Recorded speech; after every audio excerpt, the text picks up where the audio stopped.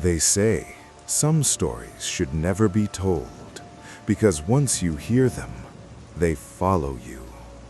In the darkness, when the world is quiet, that's when they come back. Memories, shadows, voices without bodies. These are not bedtime stories. These are the whispers of the dead, the screams trapped inside walls, the fear that breathes behind you. Every story you hear tonight was born from pain, from madness, from something that refused to die. Once you start listening, there is no turning back. Turn off the lights, put on your headphones, and welcome to the darkness. Don't forget to like our videos. Also, subscribe our channel.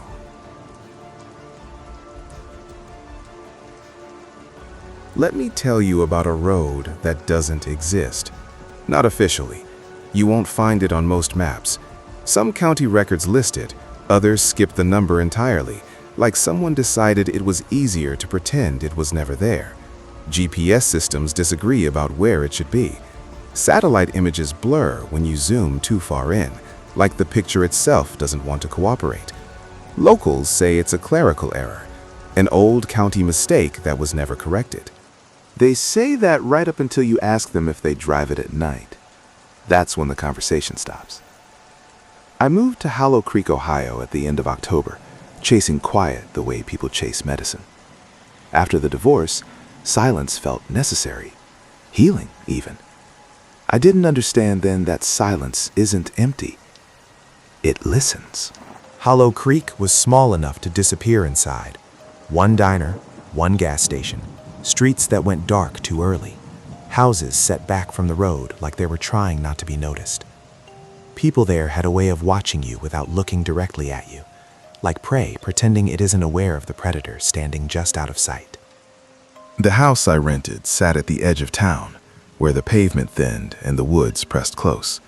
No fence, no property line that felt meaningful, just trees leaning inward, branches tangled so tightly they blocked out the sky. Walter Pierce, my landlord, hesitated when he handed me the keys. I noticed it because people don't usually hesitate over something as simple as keys. His hand hovered in the air for a second too long. His eyes kept drifting past me, toward the tree line behind the house, like he was checking to see if something had moved. "You're sure about this place?" he asked. "It's perfect," I said, and I meant it. Walter nodded slowly. "Just one thing," he said. "Don't drive the roads out here at night." I smiled, waiting for the punchline. It never came. "They're not what they seem," he added. Then he left. The first 2 nights passed quietly enough to make me uneasy. The woods didn't sound alive the way forests usually do. There was no steady chorus of insects, no distant animal calls, just the occasional shift of branches, like something changing position far away. On the 3rd night, at exactly 11:17 p.m., someone knocked on my back door. 3 knocks. Slow. Measured. Not aggressive. Not hurried. Patient. I sat up on the couch, heart pounding, staring at the door that led into the yard. The sound hadn't come from the front of the house. It had come from behind me. Knock. Knock. Knock. I waited for footsteps. A voice. Anything. Nothing followed. When I finally opened the door, the yard was empty. No footprints in the dirt, no broken branches, just the trees, standing too still. I told myself it was a prank. I told myself a lot of things. The knocking came again the next night. By the 4th night, I was sleeping with the lights on. By the 5th, I stayed awake on purpose. At 11:16 p.m., I stood in the kitchen with my phone recording. Lights off, breath shallow. At 11:17, the sound came again. but not from the door, from the wall behind me. 3 knocks. From inside the house. That was when I heard something else beneath it. A slow, dragging sound. Wet. Careful. Like something heavy being pulled across wood.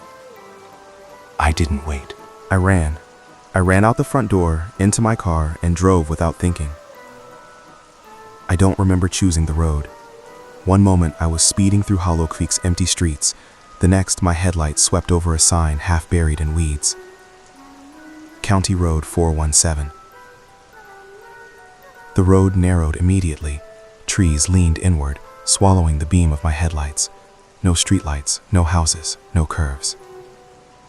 Just asphalt stretching forward into darkness. After a few minutes, something felt wrong. The road never bent. Then I saw the house. An old farmhouse stood alone on the right side of the road. No driveway, no mailbox. One upstairs window glowing faintly. Someone stood in that window, watching. I passed it. 10 minutes later, I saw the house again. Same window, same figure. That's when my phone rang. It was Walter Pierce. "You're on the road," he said. Not a question. "Yes," I whispered. "I don't know how I..." "You need to turn around," he said urgently. "Do not stop. Do not look at the house again. And whatever you do..." The call cut out. My headlights went dark. And something knocked on my window. From the inside. The knock wasn't sound. It was pressure. Like something testing the idea of a window, rather than the glass itself. Tap. Tap. Tap. The air inside the car felt occupied. I stared straight ahead, hands locked on the steering wheel, breath shallow. The darkness beyond the windshield pressed close, swallowing what little light remained. Then, a voice spoke. Not loud, not threatening, close. "Don't turn around." My throat tightened. "Who are you?" The tapping stopped. For a moment, everything went still. Then the voice replied, thoughtful now. "You already know." The headlights snapped back on. In that instant, I saw movement at the edge of the trees. Something low and wrong slid between the trunks, too smooth to be running, too fast to be crawling. I hit the gas. The engine roared and the car lurched forward. The speedometer climbed, but the road didn't change. No curves, no intersections, just trees and asphalt, and the certainty that distance didn't work here. I passed the house again. This time, the figure wasn't in the window. It was on the porch, facing the road. Its head turned as I went by, smoothly, impossibly, following me until it disappeared in the mirror. Something began running behind the car. I didn't look directly. I saw it in pieces. Movement in the mirror, shadows stretching too long, limbs bending the wrong way. It opened its mouth and screamed. The sound wasn't sound. It was vibration, pressure, a tearing sensation behind my eyes. I swerved. The tires screamed as I veered off the road, crashing through brush and branches until the car skidded into a clearing and stalled. The engine died. Silence fell so abruptly my ears rang. That's when my phone buzzed. A text message. No name. Don't go back to the car. I lifted my eyes to the passenger window. a handprint smeared slowly downward across the glass. From the inside, I ran. I didn't know yet that County Road 417 doesn't trap people. It teaches them. And the lesson had only just begun. I sprinted across the clearing toward the only structure that didn't belong to the forest. It wasn't much, just a squat maintenance shed, half-rotted, roof caved in on one side, the kind of thing a county might build decades ago and then forget about. It sat at the edge of the trees like an apology. The door stuck when I yanked it. The wood groaned, protesting being disturbed, and for a moment I thought it wouldn't open at all. Then it gave. I stumbled inside and slammed it shut behind me. The air felt different in there. Not safe, nothing on that road was safe, but contained. The pressure in the clearing didn't follow me in the same way. It was like stepping behind a thin curtain. My phone flashlight trembled as I swept it across the interior. The first thing I saw was writing. Not on paper, not on a wall in ink, carved into the wood. Names, dozens of them, hundreds. They covered the walls in uneven lines, some shallow, some gouged so deep the boards split. Some had dates beside them. Some had only words that looked like someone had scratched them out with bloody fingernails. Left, gone, still here. Don't answer, don't invite, don't listen. The beam of my light moved across the chaos until it landed on a name that made my stomach drop. Walter Pierce. Under it was a date, 10/31/2004, and beside it, carved hard enough to splinter the wood, was a sentence. I didn't believe the knocking until it knocked back. My mouth went dry. Walter hadn't just warned me. Walter had been here. The thought barely had time to settle before something scraped on the outside of the shed. Slow, testing, like nails against old boards. I froze, holding my breath, listening so hard my ears hurt. The scraping stopped. Then, 3 knocks landed on the shed door.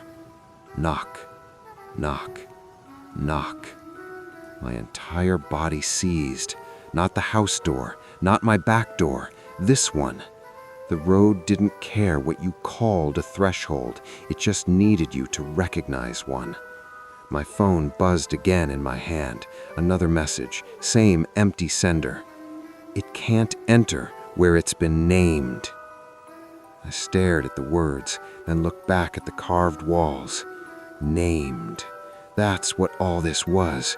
A place defined by names, a place anchored by what people had etched into it. The knocks came again, heavier now. Knock, knock, knock. The handle twitched, not turning fully, testing, like something trying to learn the exact physics of a latch. The shed door held, for now. The air inside the shed grew colder, but not in the way winter makes things cold. This was a cold that felt deliberate, like a presence leaning in close. Then the voice came again, closer than before, inside the space with me, not from a speaker or a window, but from the air itself. Daniel. It said my name like it had been waiting to. I swallowed. How do you know? The shed door rattled harder. The handle began to turn, slow and patient, as if someone on the other side had all the time in the world. My phone buzzed violently. Don't speak its name. Don't answer it. Don't ask questions. Too late. I'd already asked. The temperature dropped another degree. Shadows thickened in the far corner of the shed, gathering like smoke. My phone flashlight touched the darkness and didn't behave properly. It dimmed, bent, slid away as if the light itself wanted no part of what was forming there. A shape leaned forward. Too tall, too thin, too long in the limbs. It didn't step, it simply became closer. And it spoke again, calm as a polite stranger. Can I come in? The question pressed into my brain, not like a sound, but like an instruction. My lips parted before I could stop them. My voice rose in my throat. Yes. A vibration hit my palm. My phone. Another message. Instant. Urgent. Like someone shouting through glass. Whatever you do, don't say yes. I snapped my mouth shut hard. My teeth clicked. The shape paused. Surprised. The shed door rattled like something had thrown itself against it. Dust rained from the ceiling. Something outside scraped, faster now, frustrated. The shape in the corner leaned closer, as if it could smell weakness. "Daniel," it said gently, "you're tired. You should rest. You should come home." Home.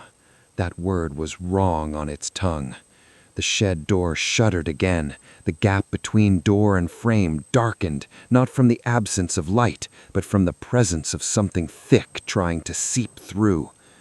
I moved. I didn't plan it. My body simply went. I threw open the shed door and ran. Cold air hit my face like a slap. The clearing blurred as I sprinted, branches lashing at my arms, roots grabbing at my feet. I heard nothing behind me, no footsteps, no chase, but I felt pressure, like a storm gathering at my back. County Road 417 waited at the edge of the trees. I burst onto asphalt, lungs burning. The moment my shoes hit the road, the forest fell silent. Not peaceful, not calm, listening. I ran down the road, following the faint glow of my own phone light, praying for curves, intersections, anything that proved reality still had rules. The road remained straight, and after a time that felt like 10 minutes and 10 years, I saw it again. The farmhouse. Same porch, same sagging roof, same upstairs window glowing faintly. Only this time, the porch light was on, warm, inviting, and someone stood in the open doorway. Not a tall shadow, not a twisted thing. A man in jeans and a jacket, posture familiar in the most nauseating way. My posture. My face. He smiled like he'd been waiting for me. "You left your door unlocked," he said. His voice was mine, but smoother, like a recording cleaned up. I backed away, shaking my head. "No," I whispered. "No, I locked it." He chuckled softly, patient, like you would with someone confused. "You always lock it," he said, "and you always forget." Behind him, deeper in the house, I heard movement. A dragging sound, soft, careful, the same sound I'd heard in my own kitchen wall. My phone buzzed again. "Don't look at it too long. It learns faster that way." My eyes flicked to the upstairs window.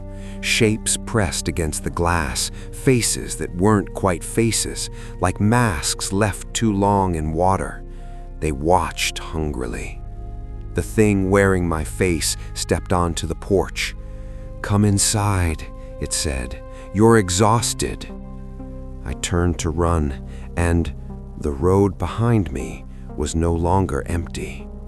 A figure stood there at a distance, centered in the asphalt, perfectly still. Too tall, too thin, the same wrong shape from the shed corner, only clearer now. It didn't chase. It didn't need to. It was waiting for me to choose a direction. Between the house and the road, I felt something inside me tighten, like my mind itself had become a hinge. Home, escape, invitation, refusal. I made a choice without understanding why. I ran toward the house, not to go in, to pass it, to break the pattern. The thing wearing my face laughed, wood snapping under pressure, and the laugh followed me as I sprinted by the porch steps, close enough to smell something rotten sweet on the warm air spilling from the doorway. I didn't look inside. I didn't stop. I ran until my legs burned and my vision blurred and my throat tasted like copper. And then the road shifted. Not a curve, a change. The asphalt under my feet became rougher, older. The trees pulled back just slightly, opening into a new space, wide, low, and impossibly wrong. A clearing, but not like the shed clearing. This was a place the road had made on purpose. There was a single metal door standing upright in the middle of it, freestanding, no frame, no wall, just a door like an absurdity hammered into the world. The door was closed. A brass knob sat in the center, polished, clean, reflecting my shaking phone light. 3 knocks sounded from the other side. Knock, knock, knock. My stomach dropped. My hands shook. I took a step back. The door opened anyway. Not wide, just enough. And something inside me, the thing I didn't want to name, leaned forward like a dog hearing its master call. Warm air poured from the gap. Not fresh air, indoor air. Dust and old fabric and the faintest trace of something sweet and rotten beneath it. A voice came through. Not mine, not Walter's, not the thing with too many joints. A woman's voice, strained and tired, but human. "Daniel, don't stand there," it said. I froze. "Who are you?" I whispered. The door opened wider. Light spilled out, dim, buzzing like cheap bulbs, and I saw a staircase leading down, concrete steps, damp and stained, disappearing into darkness below. The voice spoke again. "My name doesn't matter," she said. "What matters is you're still up here." The pressure behind me returned. I didn't need to look back to know the road had placed something there, waiting. "Come down," the woman said. "It can't do what it wants down here, not the same way." Every part of me screamed that opening a door was a mistake, but the door was already open, and the road didn't need me to invite it into that threshold. It had already invited me. I stepped forward and went down. The air grew colder with each step, damp and heavy, carrying the smell of old concrete and rust. The light below dimmed as the door swung shut behind me, without sound. At the bottom of the staircase, my phone beam swept across a wide concrete space. Cars lined the walls, dozens of them, bumper to bumper, dust-coated, forgotten. License plates from Ohio, Pennsylvania, Michigan, Indiana, some newer, some so old the letters had faded.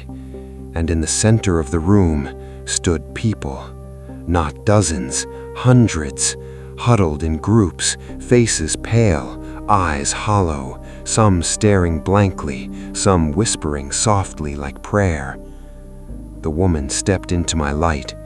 She looked mid-40s, maybe older, with hair pulled back messily and dark circles under her eyes. She wore layers, hoodie over flannel, over a coat that didn't quite fit, like someone who never expected warmth.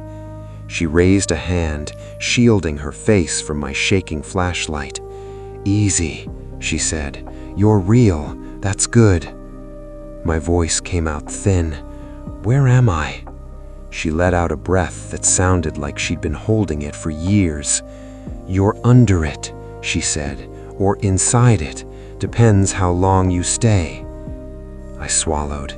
"Inside what?" She glanced up at the ceiling as if she could see through it. "The road," she said. Her name was Marlene, not because names mattered here, she said, but because it was what her mother called her, and she liked remembering that she had once had a mother who could call her name without the road hearing it. We walked deeper into the space, past the dust-covered cars, past people who turned their heads as we passed. Some looked at me with pity, some with something worse, recognition. Are all these people from Hollow Creek? I asked. Marlene shook her head. It's just where it anchors, she said. People come from everywhere once they hear about it, once they drive at night, once they listen. Why doesn't anyone leave? I asked. Marlene stopped and looked at me hard. Because leaving isn't a door, it's a trick. She guided me toward a far wall, and as my flashlight beam swept across it, I saw the carvings. Concrete, gouged deep with metal and stone and desperate fingernails. Names, dates, phrases, warnings. The same kind of wall as the shed, only older and larger. My light found the name again. Walter Pierce, 10/31/2004. Beneath it, the road is hungry but patient. My stomach tightened. Walter called me. Marlene nodded.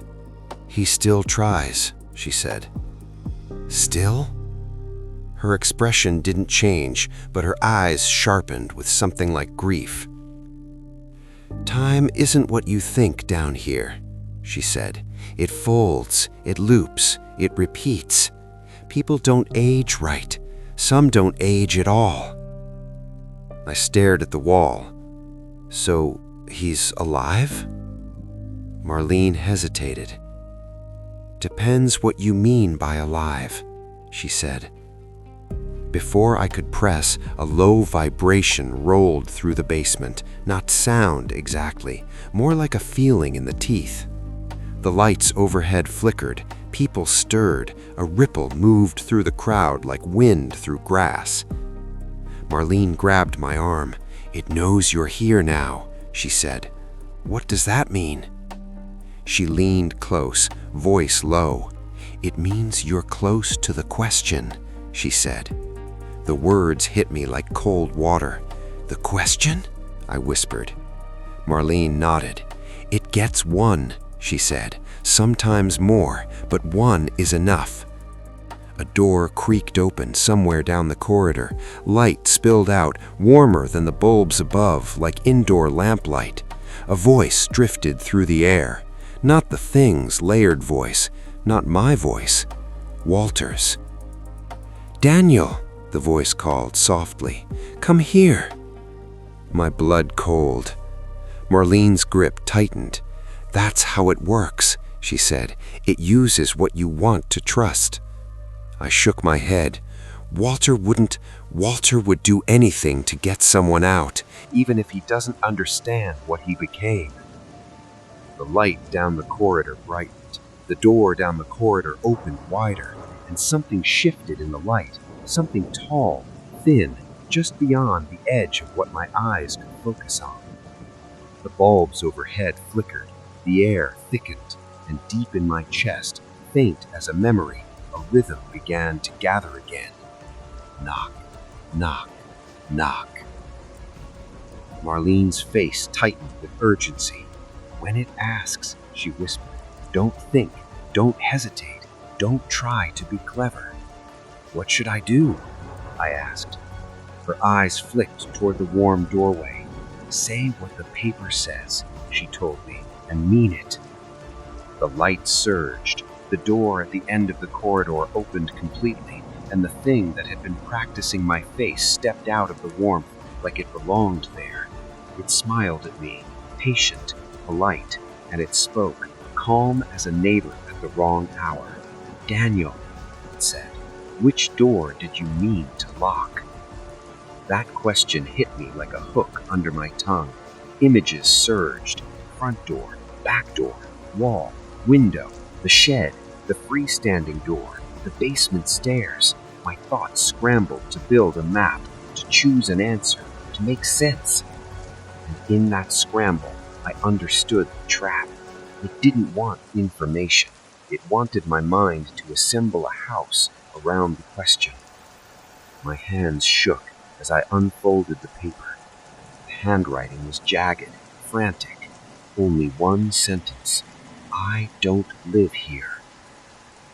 The thing watched me, waiting. The lights in the basement flickered, as if the world itself leaned in to hear my answer. And somewhere above us, far above, beyond concrete and cars and trapped people, time moved toward 11:17 again, the moment the road loved most. I lifted my head and I spoke. "I don't live here," I said. The air changed, not violently, not loudly, but like a grip loosening by one finger. The thing's smile faltered. For the first time, uncertainty rippled through its perfect imitation. It leaned closer, and its voice sharpened. "That's not an answer," it said. "It is," I replied, louder now. "I don't live here."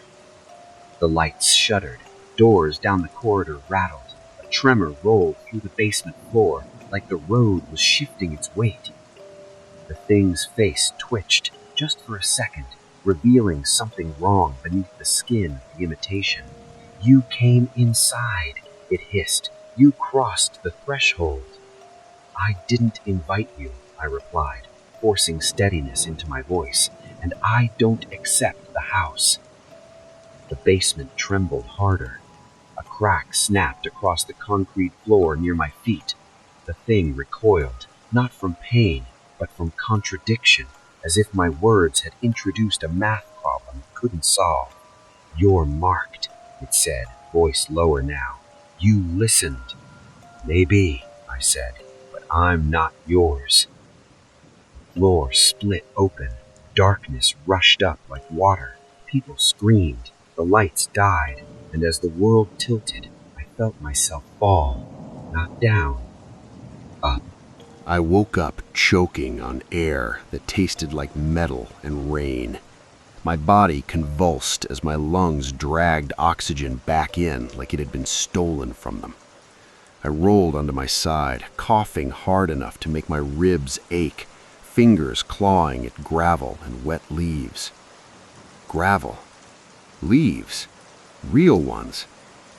I lay there for a long moment, shaking, afraid to open my eyes, afraid that if I did, I'd see concrete again, or doors, or the wrong kind of light. When I finally forced my eyes open, I saw stars. The sky stretched above me, deep and black, scattered with pinpricks of light.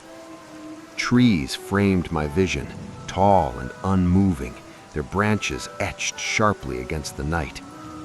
I was lying in a ditch, beside a road, a normal one. I pushed myself up slowly, every muscle screaming. My phone lay nearby, its screen cracked but glowing faintly. I grabbed it and checked the time. 12:03 a.m. Past 11:17, past the question, past the basement. For a brief, dangerous moment, hope surged through me so fast it made my chest hurt. I laughed, quietly, brokenly, and sat there staring at the sky. Then I saw the sign. Hollow Creek, 2 miles. The laughter died in my throat. The walk back to town felt unreal. The road curved, it dipped and rose. Cars passed occasionally, headlights flaring, drivers glancing at me with mild concern before continuing on. Normal. Too normal. Hollow Creek appeared ahead, lit by streetlights that hummed softly, houses dark and quiet, no movement, no sound beyond the distant bark of a dog and the rustle of wind through trees. I reached my rental house just before 1 in the morning. It looked untouched. No broken doors, no shattered windows. The porch light was off. The yard was still. I stood there for a long time, staring at the front door. Every instinct screamed at me not to go inside, but exhaustion won. I unlocked the door and stepped in. The light switch worked.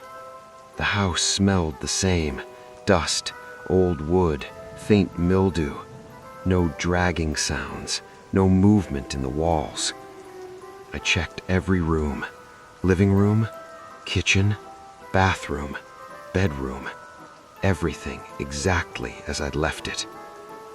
I showered until the water ran cold, scrubbing dirt and sweat from my skin like I could wash the memory away. When I finally collapsed onto the bed, sleep took me instantly. I dreamed of doors, hundreds of them, all identical, all closed. I woke with a gasp, heart racing, staring at the ceiling. Morning light filtered through the blinds. Birds chirped outside. For a moment, I almost cried with relief. Then I swung my legs out of bed.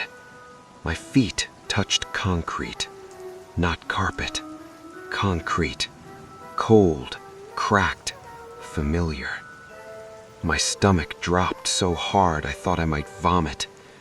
I stood slowly, dread pooling thick and heavy in my gut. The bedroom looked the same walls, same furniture, but the angles were wrong, too sharp, too precise. The shadows didn't sit where they should. I opened the bedroom door. Instead of the hallway, I saw another room. My living room. Exact copy. No windows, no doors except the one I stood in. I backed away, shaking my head. "No," I whispered. "No, no." The house shifted, not violently, deliberately. The ceiling lifted, then lowered. Walls stretched and settled like muscles finding a comfortable position. The voice came from everywhere at once. It said, "You left, but you didn't escape." "I said I don't live here," I snapped. "You don't," it agreed. "Not yet." My chest tightened painfully. "What do you want from me?" There was a pause, as if it were considering how honest to be. "To finish," it said. A door appeared where the wall had been, plain, unmarked. It knocked 3 times. I didn't answer.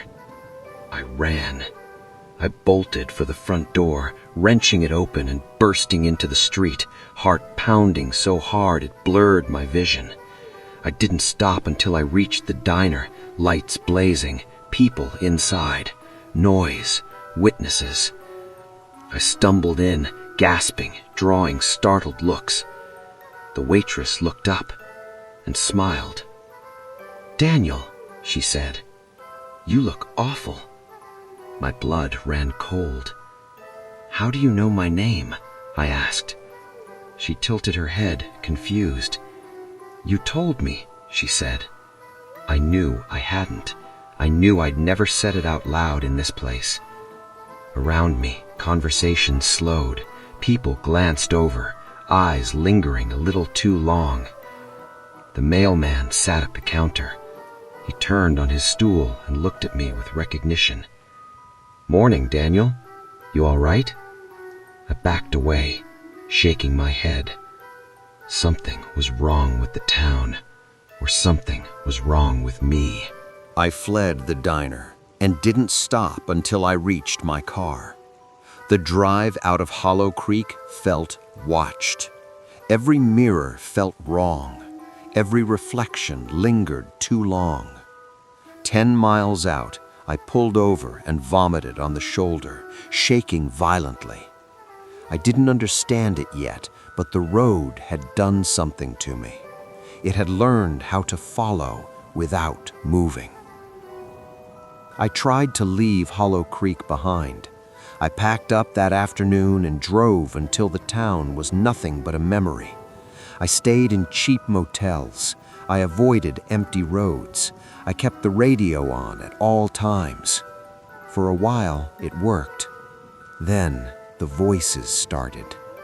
Not from walls, from people.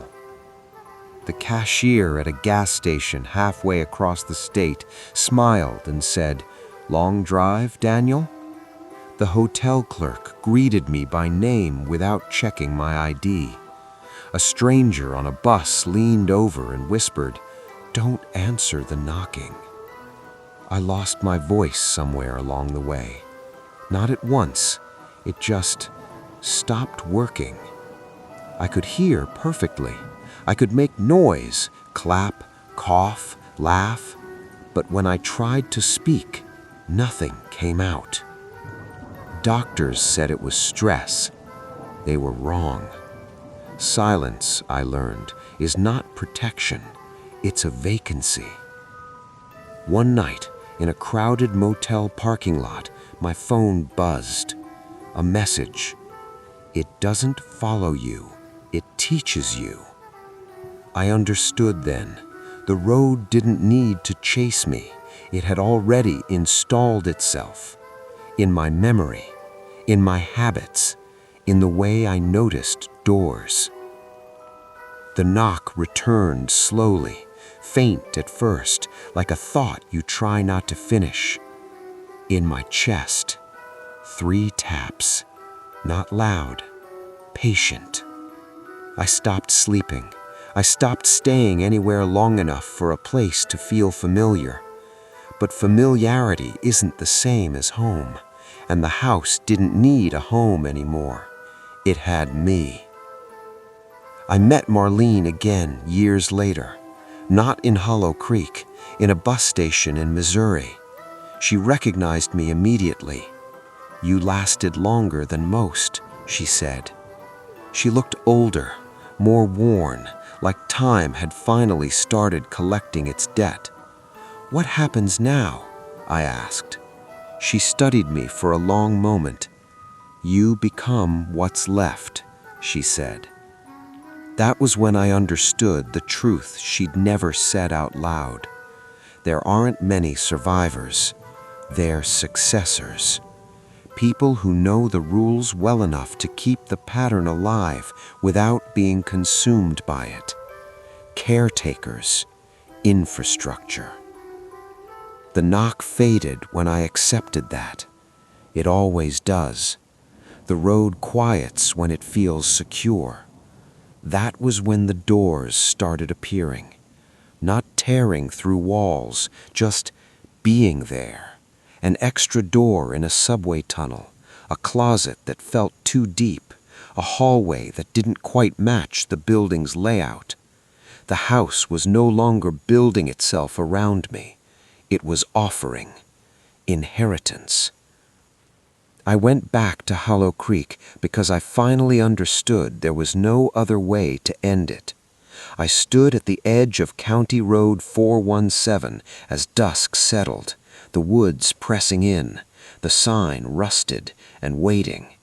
A single door stood beneath it, freestanding, solid, final. I placed my hand on the wood and felt warmth, like memory. "I won't build," I said quietly. "I won't invite. I won't spread you." The door opened. Inside, there was nothing. No house, no road, no knock, just empty space waiting for imagination. I stepped in and closed my eyes. I don't know how long I sat there thinking of nothing. Time doesn't behave when nothing is being built. Eventually, the space stopped waiting. It loosened, dissolved. I woke up on a park bench under morning sun, birds arguing overhead, the world unbearably normal. The knock was gone, for good. People still tell the story. They clean it up, add details, make it neat. That's the danger. Not roads, not houses, stories that want to be finished. So, if you ever hear a knock at night, don't imagine the door. Don't picture the road. Let the story fall apart. Because the only thing that ever knocked was us. I didn't tell anyone the story after that. Not at first. I told myself it was because I wanted distance. Because I wanted to live without feeding the thing that had nearly hollowed me out. But the truth was simpler. and harder to admit. I was afraid that saying it out loud would give it edges again. So I stayed quiet. And in that quiet, I began to notice things. It starts small. That's the part no one warns you about. You don't wake up one day feeling cursed or hunted. You wake up feeling aware. You notice doors more than you used to. Not consciously at first, just a half-second pause when you pass one, a flicker of attention when you hear hinges creak or a lock click. You notice hallways, their length, their turns, whether they make sense. I told myself it was trauma, but trauma doesn't teach you architecture. I tried to live normally. I found work, nothing permanent, freelance contracts, short-term projects, things that didn't require roots. I rented small apartments in busy cities.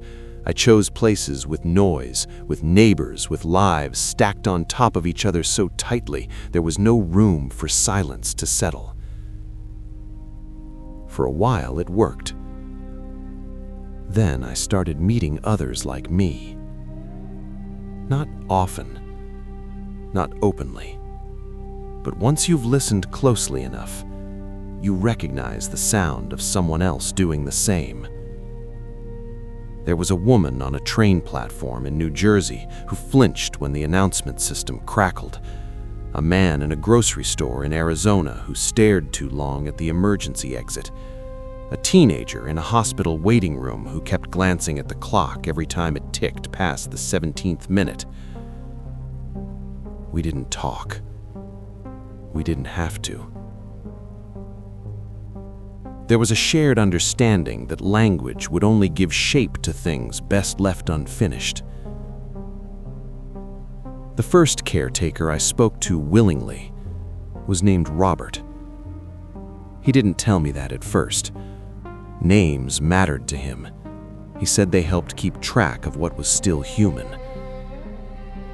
We met in a late-night diner outside St. Louis, one of those places that never really closes, where the lights are always too bright and the coffee tastes burned. He sat across from me and stirred his drink without ever taking a sip. "You broke a pattern," he said quietly. I didn't answer. "That doesn't happen often," he continued. "Usually the pattern just changes hands." "What do you mean?" I asked. He looked up at me then, and his eyes were tired in a way I recognized immediately. "You think you ended something," he said, "but you didn't. You redirected it." My stomach tightened. "The road," he said, "the house, they're not unique, they're just efficient." I waited. "There are others," he went on. "Different numbers, different towns, same rules, same hunger." "You're saying I didn't stop it?" Robert shook his head slowly. "You stopped one," he said. "And in doing so, you taught the rest what not to do." That was when the inheritance began to make sense. The road was never singular. It was a solution. A way for something vast and abstract to exist in manageable pieces. Patterns don't die when you break them. They adapt. They become quieter, smarter. They stop knocking so loudly. After that conversation, the world changed again. Not visibly, but perceptibly. I started feeling spaces before I saw them. I could walk into a building and know immediately whether it had a problem, whether something had already taken interest. It wasn't fear. It was recognition. I learned to avoid certain places instinctively. Dead-end roads that didn't feel like dead ends. Motels with hallways that ran too straight. Houses where the back door was always unlocked no matter how many times the owner swore they locked it. Sometimes I warned people. Carefully.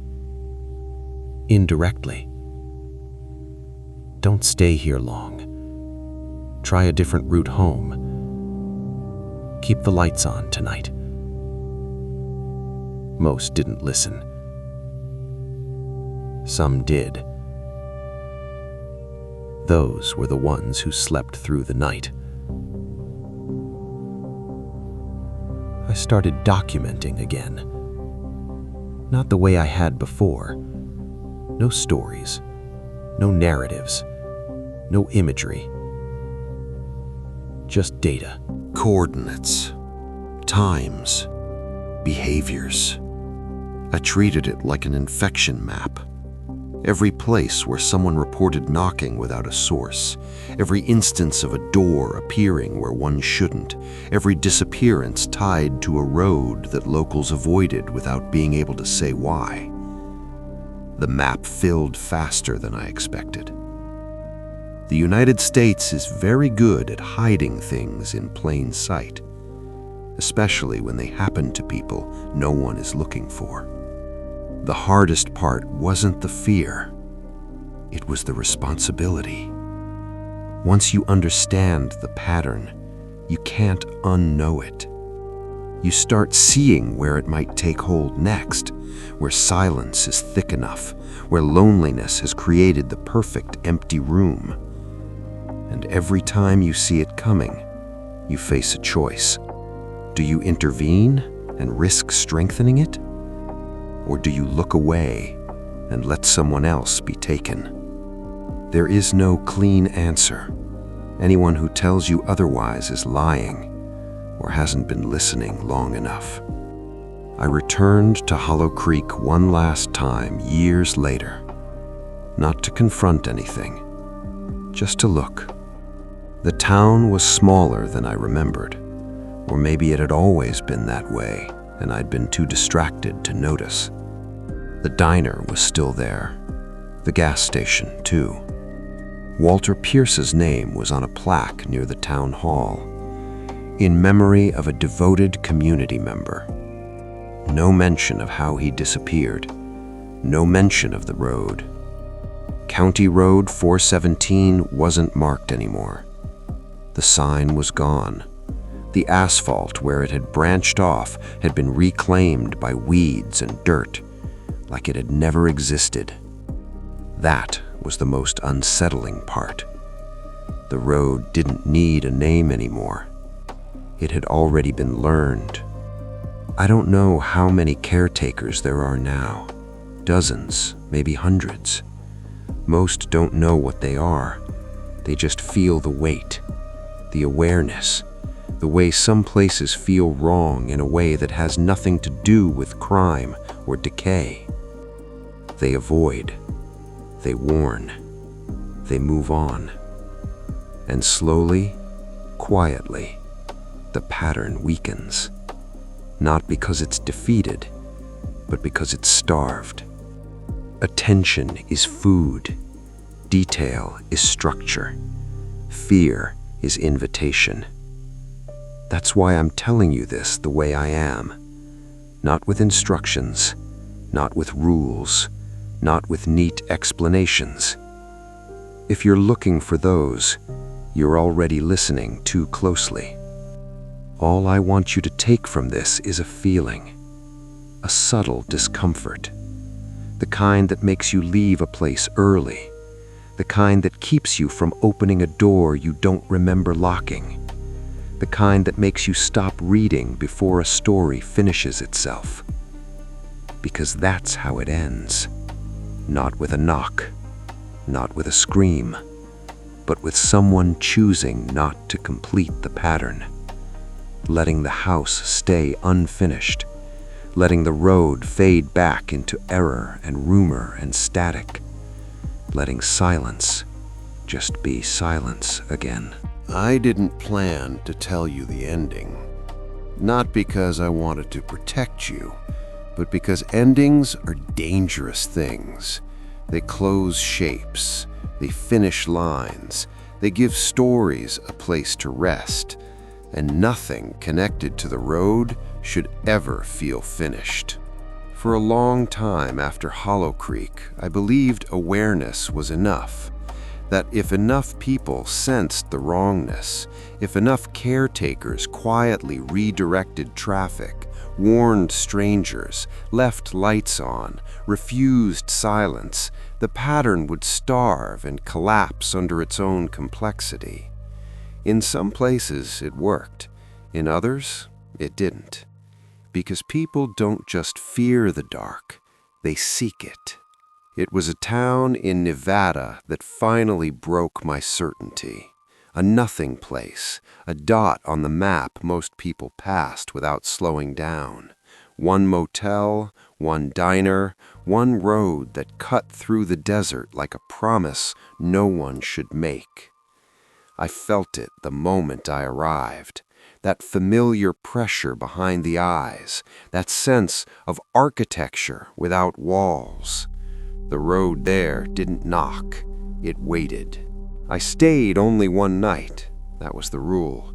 Never stay long enough to learn the rhythm of a place. But that was long enough to see the sign taped to the diner's door. Rooms available, ask inside. Not strange on its own, but beneath it, scrawled in pen so faint it almost looked accidental, were 3 short lines. 1117, no answers, no questions. Someone there already knew. I tried to warn the waitress, carefully, casually, the way you talk to someone you don't want to frighten. I asked, "You get many people staying long?" She smiled. "Some, most leave." Her smile lingered just a moment too long. "And the ones who don't?" I asked. She shrugged. "They stop asking." That was when I realized something had shifted. This wasn't a road preying on ignorance. This was a road feeding on curiosity. People came here looking. That night, from my room, I heard laughter through the walls. Not drunken laughter, not joy, excited laughter, the kind people make when they think they're in on something. I didn't sleep. At 11:17 p.m., the laughter stopped. Silence spread through the building like a held breath. Then came the knock. Not on my door, on all of them. Perfectly synchronized. Knock, knock, knock. I packed and left before dawn, heart hammering, already knowing I'd been too late. 2 weeks later, I saw the town mentioned online. A thread, a video, a story told with too much detail and too much delight. There's a place in Nevada where doors don't lead where they should. The comments were worse. "I want to go. This sounds amazing. Someone drop coordinates." That's when I understood the final truth.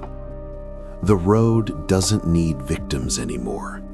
It needs participants. Stories used to be warnings. Now they're invitations. People don't listen to be safe. They listen to feel something. And feeling something, anything, is enough to open a door. I stopped trying to end things after that. You can't end a pattern that people enjoy completing. Instead, I changed tactics. I became dull. I stripped stories of their edges when I could, removed names, smeared timelines, introduced contradictions. I made things boring on purpose, because boredom is poison to the road. It needs clarity, it needs rhythm, it needs anticipation. So I learned to interrupt those things gently, without confrontation. I would say things like, "That part doesn't matter. You probably wouldn't recognize the road anyway. It was nothing special." You'd be surprised how often that works. The knock still happens, just not the way it used to. Sometimes it's a notification that never loads. Sometimes it's a door you're sure you locked. Sometimes it's the feeling that a story wants one more sentence. Most people answer without realizing they are. A few don't. Those are the ones who hesitate, who stop reading, who turn away before the detail sharpens. They don't become caretakers. They don't inherit anything. They just live. As for me, I don't know how long I'll be able to keep doing this. Awareness has a cost. You carry too many unfinished shapes, too many half-built rooms. Sometimes late at night, when I'm tired and careless, I feel it again. That old pressure, that familiar rhythm.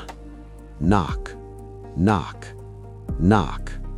Not on a door, on the inside of a thought.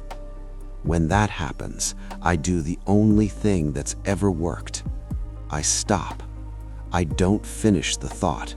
I let it collapse under its own weight, and the knock fades. If you've listened this far, there's something important you should know. Nothing followed you here. Nothing is waiting outside your door. Nothing knows your name just because you heard mine. The danger isn't external. It never was. It's the urge to complete what feels unfinished, the desire to see what happens next, the belief that understanding something gives you control over it. So here's how this ends. Not with a revelation, not with a final door, not with a knock. It ends with you choosing whether to sit with the silence or to imagine what might fill it. And if you choose silence, if you let the story remain incomplete, then the road stays what it was always meant to be. A mistake, an error, a number that never quite lined up. And that's the safest ending there is. This is where I stop. Not because the story is over, but because finishing it would mean listening again. And I don't live there anymore. Before you go, look around the room for a moment. The story may have stopped here. If any of these stories stayed with you, you're not alone. Comment below the moment that made you pause, the part you can't stop thinking about, or the timestamp that felt too real. And if you don't want to face nights like this alone, subscribe now. New true horror stories every night, longer, darker, and closer to home. Turn off the lights, keep the volume low, and check your surroundings one last time. Good night.